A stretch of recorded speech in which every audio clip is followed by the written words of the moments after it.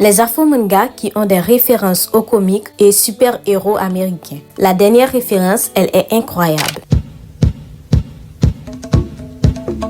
La première, c'est dans Red Flower de Juice Louis, où Kelly, le protagoniste du récit, et son grand frère Yao récitent l'hymne de leur tribu Baoré. Enfant du peuple Baoré, dans la forêt sombre, nul ne doit s'aventurer. Quand les lianes sont plus épaisses que tes bras, retourne sur tes pas. Entends les conseils ou la jungle te mangera. Qui ressemble étrangement pour nous à la phrase iconique des Green Lantern de DC Comics. Du jour le plus lumineux à la nuit la plus noire, aucun mal n'échappera à ma vue. Que ceux qui adorent la puissance du mal se méfient de mon pouvoir, la lumière de Green Lantern.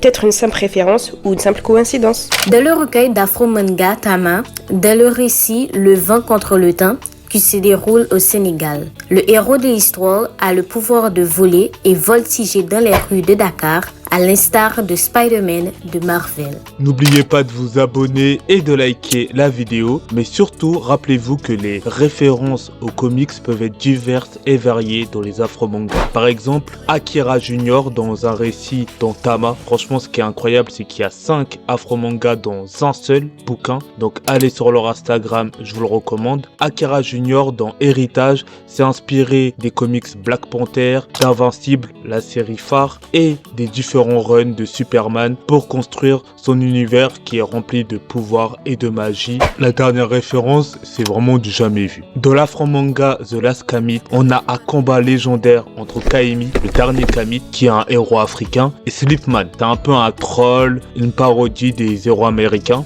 Kaimi le défend dans un combat extraordinaire qui va jusqu'à la lune, et après l'avoir vaincu, il y a l'apparition d'un héros, les gars, Superman. Non, vraiment, Superman lui-même, il rentre dans le comic. J'étais choqué. Je me suis dit, comment ça, dans The Last Kami, t'as Superman? Est-ce que c'est vraiment officiel ou pas? Mais là, récemment, j'ai appris, par exemple, que Superman aura un combat contre Epasa Moto dans l'application Zebra Comics, qui est une application où il y a plusieurs afro-mangas. Donc, ça va être une histoire assez originale, et c'est là où on montre que les relations entre les afro-mangas et les comics sont totales. N'hésitez pas à dire en commentaire si vous connaissez ces histoires ou ces anecdotes. Peace out!